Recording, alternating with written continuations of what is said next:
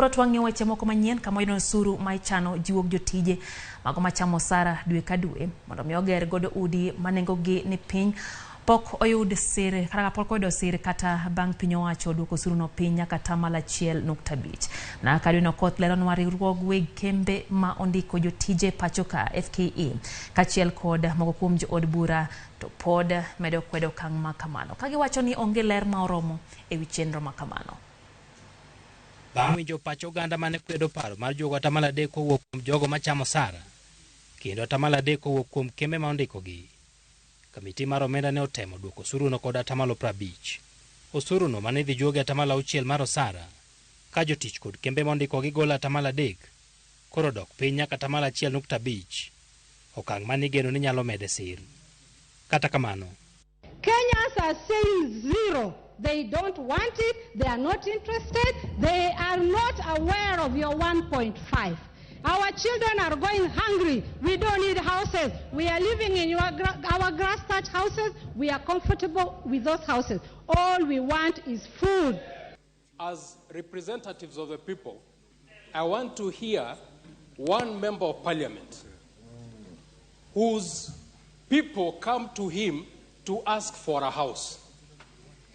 I don't know, Mr. Speaker, where the executive has been informed that the priority of Kenyans is houses, Mr. Speaker. Order. It is a matter of the constitution that you cannot introduce servitude. By telling someone that they must pay tax, which will not benefit them and will go to the shareholders, as your leaders have told us, that is servitude. Osuru no ne omedo liete yod bura, kama jood bura ma otenore kweth mar Azimio la Umoja One Kenya ne okwede ka giwacho ni onge lere wi kaka idwaro juoge to kod kaka obiro konyo jopiny. Mimi sahihi Bwana Spika, unajua nimechukua mkopo wa nyumba na ninakatiwa katika mshahara wangu. Hii nyumba inalazimishwa kulala ni nyumba gani? Hii ingekuwa inakatiwa kwa hiari, yule ambaye anataka akatiwe. Na kama ni ahadi, serikali hii imeahidi vya kutosha.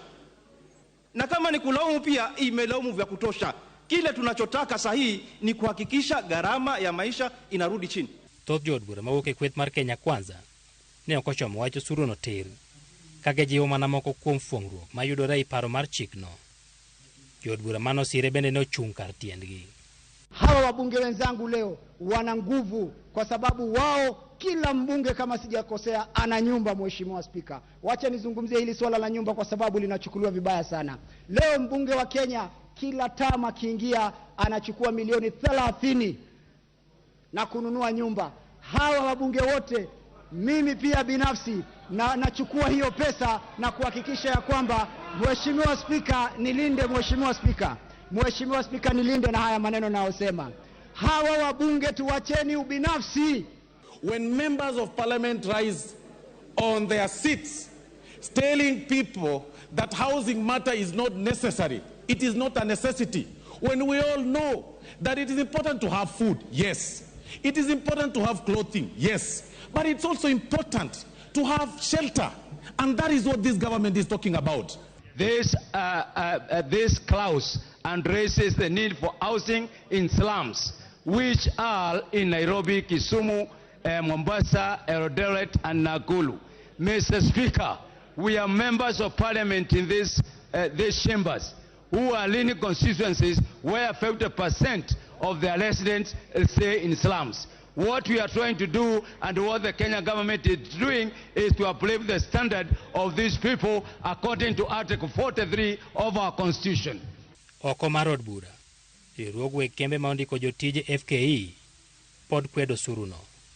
Jata tije mar FKE Jacqueline Mugo ne wacho ni kata odok piny kod 3%, pod ok gibiloko pachgi ewi osuru no, madwaro ni jogo mondiko jopiny bende ogol 1.5% dwe ka dwe mondo ger godo udi.